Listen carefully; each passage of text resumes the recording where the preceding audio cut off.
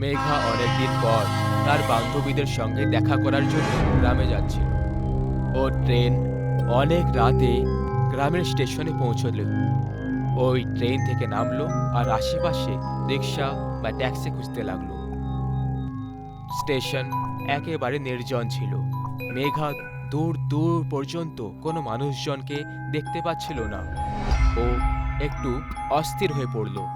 অনেক খোঁজার পর ও একটা রিক্সা দেখতে পেল, যার ভেতরে তার ড্রাইভার ঘুমোচ্ছিল। মেঘা ওই রিক্সাওয়ালার কাছে গেল। শুনুন দাদা, "উম, কি হয়েছে?" আহ, আসলে আমি গ্রামে যাব।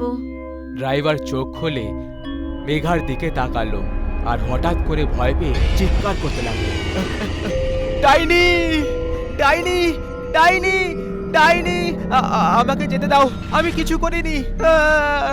চিৎকার করতে করতে মেঘার থেকে দূরে যেতে লাগলো। এ আপনি কি বলছেন? আপনি ভয় পাবেন না, আমি কোনো ডাইনি নই। দাঁড়ান। আহ, আহ, ড্রাইভার শান্ত হয়ে আস্তে আস্তে মেঘার কাছে আসতে লাগলো। আপনি ডাইনি নয় তাহলে কে আপনি? আমি শহর থেকে এসেছি। এই গ্রামে আমার বান্ধবী থাকে। আপনি কি আমায় গ্রাম অবধি ছেড়ে দিতে পারবেন? যদি আমি আপনাকে গ্রাম অবধি ছাড়তে যাই তাহলে ওই ডাইনি আমাকে ছাড়বে না। ডাইনি?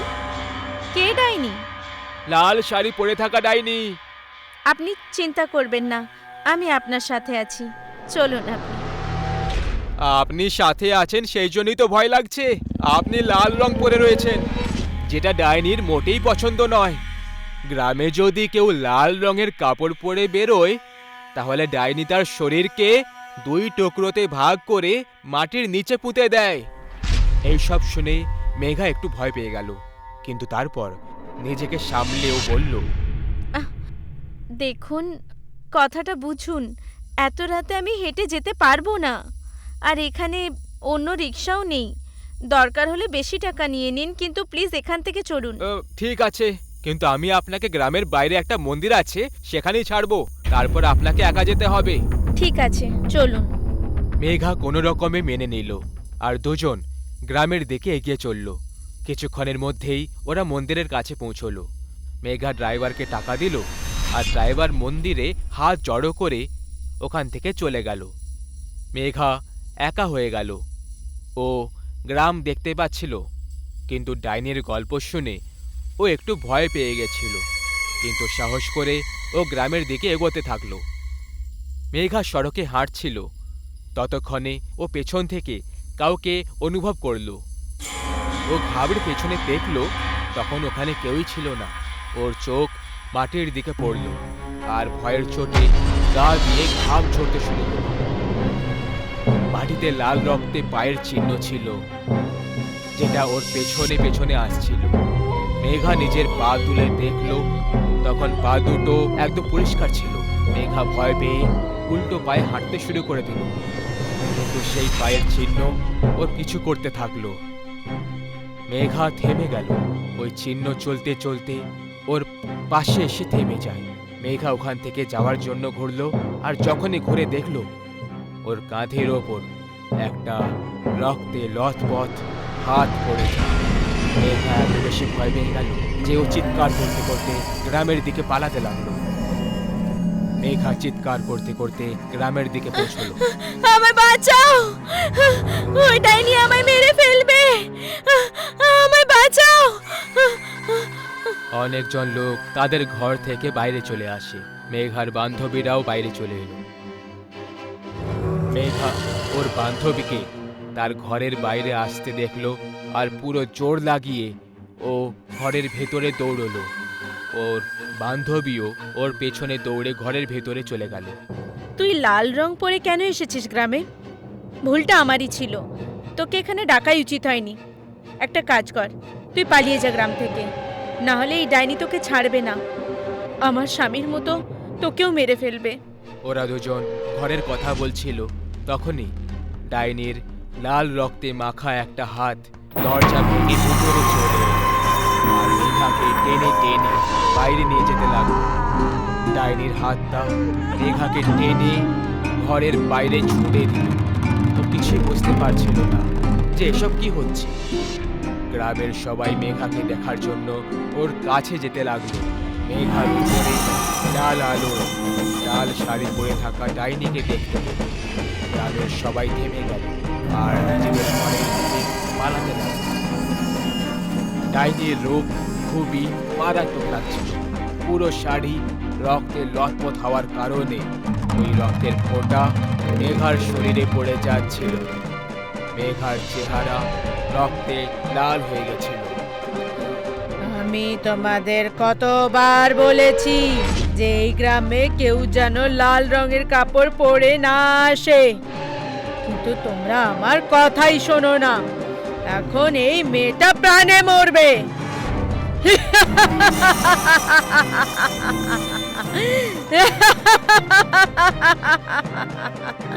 এইটুকু বলে ওই ডাইনি ভয়ঙ্কর হাসি হাসতে লাগলো। ডাইনিকে দেখে মেঘা পালাতে লাগলো। মেঘাকে পালাতে দেখে ডাইনি নিজের হাত লম্বা করে দিল আর ওকে হাওয়ায় তুলে নিল। ডাইনি মেঘাকে নিজের মাথার ওপরে তুলে নিল আর ওর শরীরকে মাঝখান থেকে ফাল করতে লাগলো।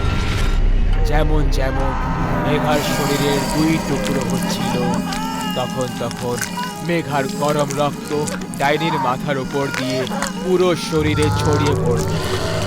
এই রক্তের কারণে ডাইনির শাড়ি আরো লাল হতে লাগলো। শরীর ফাল হওয়ার সময় মেঘা এত জোরে চিৎকার করছিল যে ওর চিৎকারের জন্য পুরো গ্রাম জেগে উঠছিল। সব গ্রামবাসীদের আত্মা কাঁপতে লাগলো। সব শেষে মেঘার শরীরের দুই টুকরো হয়ে গেল আর ও ওখানেই হাওয়ায় ঝুলতে থাকলো। ডাইনি জোরে জোরে হাসতে লাগলো।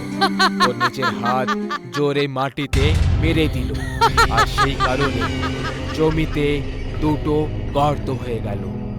ডাইনি নিজের দুটো হাতে দুটো টুকরো নিয়ে আর দুটো গর্তের মধ্যে একটা একটা করে ছুঁড়ে দিল। যখনই টুকরো গর্তে পড়লো ওর ওপর এমনি এমনি মাটি পড়তে থাকলো আর দেখতেই দেখতে গর্ত ভরে গেল। মাটি যেমন ছিল তেমনই হয়ে গেল। ডাইনির ভেতর থেকে লাল আলো বেরোতে লাগলো আর ওই আলোতে ও উধাও হয়ে গেল। ডাইনির যাওয়ার পরে মেঘার বান্ধবী ওই গর্ত থাকা জায়গায় এলো আর কাঁদতে লাগলো। ধীরে ধীরে সব গ্রামবাসীরা জমা হতে লাগলো। রাত প্রায় 1টা বাজে। গ্রামের বাইরে একটা পুরনো গুহা থেকে মন্ত্র উচ্চারণের আওয়াজ আসে। ওম ত্রম্বকম আর এক আজমাহি তান্ত্রিক সুগন্ধিত পুষ্টি অগ্নি প্রজ্বলিত বর্ধনম। করে। ওম ত্রম্বকম তান্ত্রিক আজমাহি না থেমে সুগন্ধিত মন্ত্র পড়ে পুষ্টি যাচ্ছিল। বর্ধনম। ওম ত্রম্বকম আজমাহি সুগন্ধিত পুষ্টি বর্ধনম। ওম ত্রম্বকম আজমাহি সুগন্ধিত পুষ্টি বর্ধনম। এই ডাইনি, আমি জানি তুই এখানেই কোথাও আছিস। আমি তোর এখানে উপস্থিতি অনুভব করতে পারছি। লুকোনোর কোনো লাভ হবে না। আমার সামনে আয়, না হলে তোর সাথে ভালো হবে না। নে, এসে গেছি আমি। চলে যা এখান থেকে। চুপচাপ এখানে বসে পড়। আমি বসবো না, তোর যা করার করে নে। হ্যাঁ, বসেছে তো নাকি? ওম ত্রম্বকম আজমাহি সুগন্ধিত পুষ্টি বর্ধনম। ওম ত্রম্বকম আজমাহি সুগন্ধিত পুষ্টি বর্ধনম।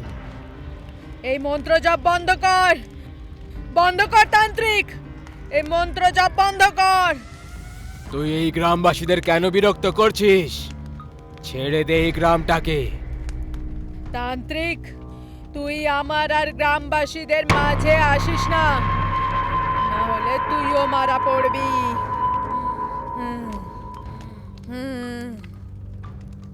ওম ত্রম্বকম আজমাহি সুগন্ধিত পুষ্টি বর্ধনম।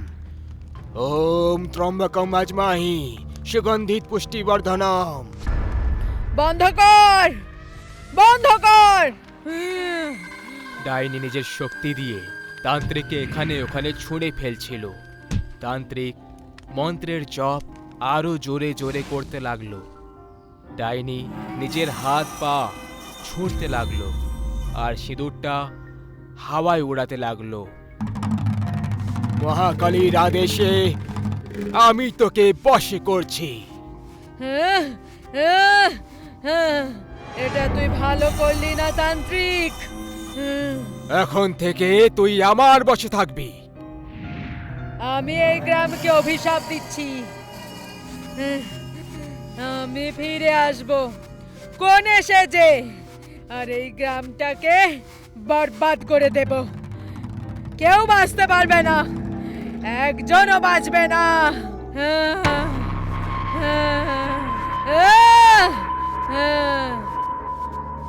কিছুদিন পর গ্রামবাসীরা ডাইনিকে ভুলে যায় আর তার অভিশাপটাকেও।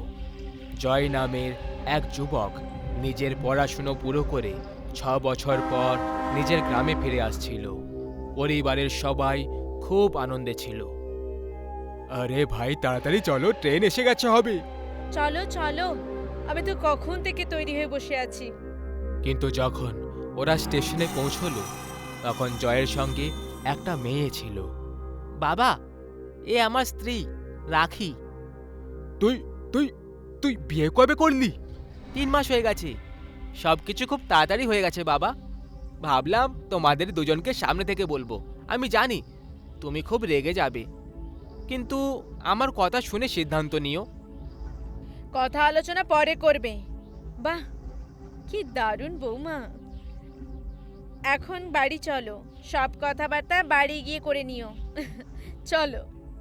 জয়ের বাবা খুশি ছিল না, কিন্তু মা খুশি ছিল। মা, আমি জানি আমি ঠিক করিনি কিছু না বলে বিয়ে করে, কিন্তু একবার বাবা আমার কথা শুনে নিলে তাহলে সে আমার সিচুয়েশনটা বুঝে যাবে। কথাটা সেটা নয় জয়, তোর বাবা অন্য কোনো কারণে চিন্তা করছে, সেই পুরনো চিন্তা। কোন পুরনোর কথা বলছো মা? সেই ডাইনির অভিশাপ, যে সে আবার ফিরে আসবে কোন এসে যে। এরকম কিছু হবে না বাবা। ওই ঠগবাজ বাবা গ্রামবাসীদের থেকে টাকা আদায় করার জন্য মিথ্যে কথা বলেছিল। নিজের গ্রাম থেকে কত ছেলেরা শহরে গিয়ে বিয়ে করে নিল, কারোর কিচ্ছু হয়নি, সবাই খুশি আছে। তুমি চিন্তা করো না, এরকম কিছুই হবে না। এরকম কিছু না হোক সেটাই ভালো হবে খোকা। ওরা সবাই বউকে নিয়ে গ্রামে পৌঁছলো। বউ ঘোমটা দিয়ে রেখেছিল। জয়ের বাবা এখনো খুব চিন্তায় দেখাচ্ছিল। তখনই জয়ের বাবার ফোনে একটা কল চলে এলো। কি? কবে? কি করে হলো? কি হয়েছে বাবা? যেটা হওয়ার কথা নয়, যে তান্ত্রিক ডাইনিকে বশে করে নিয়েছিল সে মরে গেছে। কি? জয়ের মা নিজের ঘর থেকে একটা সোনার হার নিয়ে বাইরে চলে আসে। এটা আমি তোর জন্য বানিয়ে রেখেছিলাম, আজকের দিনটার জন্য। বৌমা, আজ তোর প্রথম দিন না? জয়ের মা বৌমার হাতে ওই হারটা দিল, আর যখনই তার ঘোমটা খুলে দেখল তখন সে ভয়ে চিৎকার করে ওঠে।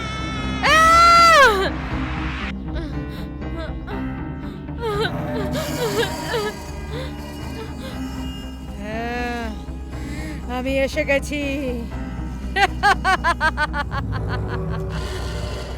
কোণে ডাইনি হয়ে গেছিল, আর ডাইনি জোরে জোরে হাসছিল।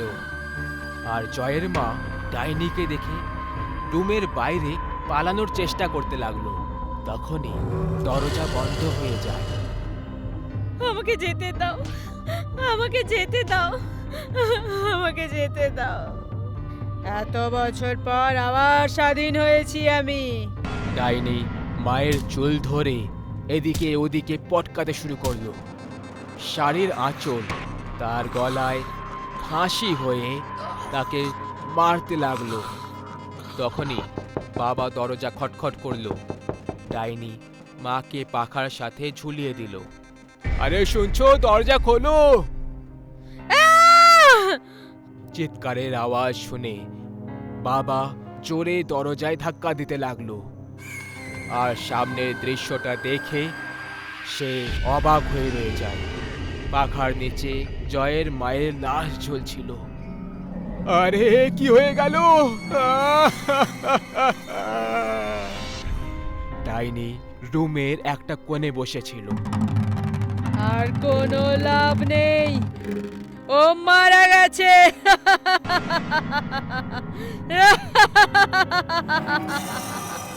বাবা এখানে ওখানে পালাতে লাগলো। জয়ের নাম হেঁকে হেঁকে ওর বাবাও তার পেছনে দৌড়লো। জয়, জয়!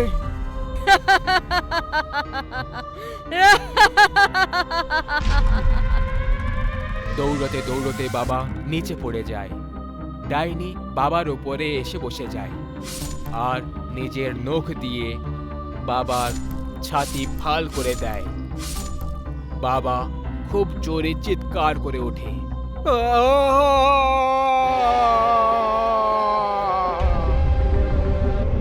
তখনই জয় ঘরের ভেতরে চলে আসে। অদ্ভুত তো, এখানে তো কেউই নেই। বৌমা এলো, সবাই ছেলেকে ভুলে গেল। জয় রুমে চলে যায়। ডাইনি নিজের পিঠের দিকে দাঁড়িয়েছিল। জয় পিছন থেকে ডাইনিকে গলা জড়িয়ে ধরে। রাখি, কেমন লাগলো আমাদের ঘর আর আমার মা বাবা, বলো? জয় আয়নায় যখন দেখে তো ও ডাইনিকে দেখতে পায়। জয় ভয়ে এদিকে ওদিকে দেখতে শুরু করে। ও ওর মার বাবার মৃতদেহ দেখতে পায়। তখনই ডাইনি নিজের হাতে জয়ের গলা কেটে দেয়।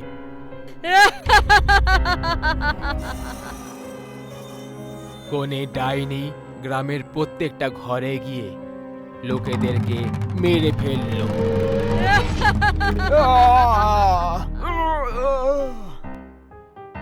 সব গ্রামবাসীরা মারা পড়ল। গ্রাম বরবাদ হয়ে গেল। আমি বলেছিলাম আমি ফিরে আসবো কোণে সেজে। এখন কেউ আমাকে বার করে দেখাও এই গ্রাম থেকে।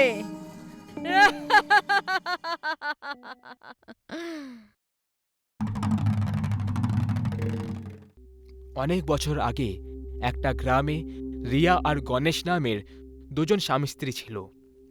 ঘরে সবাই খুব আনন্দে ছিল। এক রাতে দুজন খাবার খাওয়ার পরে ঘুমোতে যাচ্ছিল। তখনই দরজায় কেউ খটখট করল। এখন কে আসতে পারে? দাঁড়াও, আমি দেখছি। গণেশ গিয়ে দরজা খুলে দেয় আর বাইরে চলে আসে। দরজার বাইরে চাদর গায়ে দিয়ে একজন ব্যক্তি দাঁড়িয়েছিল। খিদে পেয়েছে, খেতে দাও। আরে এটা কোনো সময় হলো ভিক্ষে চাওয়ার? কাল সকালে এসো, চলো যাও এখান থেকে। ওই লোকটা নিজের হাত চাদরের বাইরে বার করে একদম ওর সামনে ছড়িয়ে দিল। ওই হাতটা একেবারে পচে গেছিল। আজ অবধি কেউ আমায় খালি হাতে ফেরত পাঠায়নি। গণেশ ওই হাতটা দেখে খুব ভয় পেয়ে গেল আর ভেতরে গিয়ে দরজা বন্ধ করে নিল। কি হয়েছে তোমার? কে ছিল বাইরে? হয়তো কোনো ভিখারি ডাইনি ছিল যার ব্যাপারে তুমি কাল কথা বলছিলে। তুমি ওকে খাবার দিলেই কি না? না, আমি তো খুব ভয় পেয়ে গেছিলাম। হে ভগবান, এটা তুমি কি করে দিলে? যদি গ্রামে কেউ এই ডাইনিকে ভিক্ষে দিতে বারণ করে দেয় তাহলে সে তার পুরো বাড়ি নিজের মতোই ভিখারি বানিয়ে দেয়। তুমি থামো, আমি এক্ষুনি ওকে খাবার দিয়ে আসছি। রিয়া দৌড়ে রান্নাঘরে গেল আর খাবার নিয়ে ডাইনিকে দেওয়ার জন্য বাইরে চলে এলো। বাইরে এসে রিয়া দেখল যে ডাইনি ওখানে ছিল না। ব্যাস, ওর পচে যাওয়া হাত ভেঙে বাড়ির সামনে পড়েছিল। ওই হাতটা দেখে রিয়া আরও ভয় পেয়ে গেল আর খাবারের থালা ওখানেই ছেড়ে দিয়ে ভেতরে পালিয়ে যায়। মাঝ রাত পেরিয়ে গেছিল, কিন্তু দুজনের মধ্যে কারোরই ঘুম পাচ্ছিল না। ওই ডাইনির কারণে দুজনে খুব ভয় পেয়ে গেছিল। কিছুক্ষণ পর দুজনের ঘুম ধরে যায়। ঘরের চারিদিকে একটা ভয়ঙ্কর শান্তি ছড়িয়ে পড়েছিল। আর তখন কেউ দরজায় খটখট করল। দুজনের ঘুম ভেঙে গেল আর দুজনই দরজার দিকে এগিয়ে গেল। দরজা খুলে রাখা ছিল। দুজনে আস্তে আস্তে ঘরের বাইরে এলো, কিন্তু বাইরে কেউই ছিল না। হঠাৎ ছাদ থেকে এক ডাইনি উড়ে উড়ে সামনে চলে এলো। ওর একটা হাত ছিল না। তাকে দেখতে ভয়ঙ্কর আর জঘন্য ছিল। ওর পেছন থেকে ওর হাতটা উড়ে উড়ে চলে আসে আর ওর শরীরের সঙ্গে জুড়ে যায়। রিয়া আর গণেশ বাড়ির ভেতরে পালাতে চাইল, কিন্তু ওদের ঘোরা মাত্রই দরজা নিজের থেকেই বন্ধ হয়ে গেল। ডাইনি জোরে জোরে হাসতে লাগলো। দুজনেই খুব খারাপভাবে ভয় পেয়ে যায়। তুমি আমায় ভিক্ষে না দিয়ে খুব বড় ভুল করেছো। এখন তোমরাও আমার মতো ঘর ছাড়া হয়ে সারা জীবন ভিক্ষে চাইবে। ডাইনি রিয়া আর গণেশকে হাওয়ায় তুলে নিল আর ঘরটাকে আস্তে আস্তে উধাও করতে লাগলো। ঘরটাকে পুরোভাবে উধাও করার পর দুজনকে মাটিতে পটকে দিল আর জোরে জোরে হাসতে লাগলো। রিয়া আর গণেশ ঘরের দিকে পালালো, কিন্তু ঘরটা ওখান থেকে উধাও হয়ে গেছিল। এখন তোমার পালা। ডাইনি ওদের দুজনের কাছে আসতে লাগলো। ওরা দুজনেই এখানে ওখানে পালাতে লাগলো। ডাইনি রিয়াকে ধরে ফেললো আর ওর শরীরে নিজের হাত বোলাতে লাগলো। রিয়া জোরে জোরে কেঁদে যাচ্ছিল। কিছুক্ষণ পর রিয়ার চেহারা ওই ডাইনির মতো ভয়ঙ্কর দেখতে লাগলো আর পুরো শরীর আস্তে আস্তে পচতে লাগলো। সব শেষে রিয়ার কান্না বন্ধ হয়ে গেল আর ও মরে গেল। রিয়াকে মারার পর ডাইনি গণেশকে খুঁজতে লাগলো, কিন্তু সে গণেশকে কোথাও খুঁজে পেল না। ও পালিয়ে গেছে এটা ভেবে ডাইনি ওখান থেকে পালিয়ে যায়। রিয়া যে বাইরে থেকে পুরোভাবে ডাইনি হয়ে গেছিল সেখানেই মরে পড়েছিল। কিছুক্ষণ পর গণেশ দৌড়ে দৌড়ে রিয়ার কাছে এলো আর একদম ভয় পেয়ে গেল। গণেশ রিয়াকে ওঠালো আর জিজ্ঞেস করলো, রিয়া তোমার কি হয়ে গেল? রিয়া হঠাৎ নিজের চোখ খুলল আর সেটা দেখে গণেশ আরো বেশি ভয় পেয়ে গেল। রেখার চোখ পুরোভাবে লাল হয়ে গেছিল আর চেহারা সাদা হয়ে গেছিল। গণেশ রিয়াকে ছেড়ে দূর হয়ে যায়। রিয়া উঠে দাঁড়ালো আর নিজের আশেপাশে দেখতে লাগলো। ও মহেশকে দেখতে পেল। রিয়ার নজর ওর উপর পড়া মাত্রই গণেশ ভয় পেয়ে গেল। ও মহেশকে দেখে মুচকি হাসল আর ওকে মারার জন্য ওর কাছে আসতে লাগলো। রিয়াকে এইভাবে সামনে আসতে দেখে গণেশ ভয়ের চোটে পেছনে যেতে লাগলো আর পাথরের সাথে ধাক্কা খেয়ে নিচে পড়ে গেল। রিয়া ওর সামনে এসে ওর গলা টিপে দিল। কিছুক্ষণের মধ্যেই গণেশের প্রাণ বেরিয়ে যায়। রিয়া গণেশকে মারার পরে একটা ঘরের দিকে গেল আর ও দরজা খটখটালো। একটা মহিলা দরজা খুলল। রিয়া নিজের হাত ছড়িয়ে আর বলল, খিদে পেয়েছে, খেতে দাও। মহিলাটা ভয় পেয়ে ভেতরে চলে যায় আর দরজা বন্ধ করে দেয়। রিয়া জোরে জোরে চিৎকার করতে লাগলো। ওর আওয়াজ পুরো গ্রামটাকে ভয় পাইয়ে দিয়েছিল।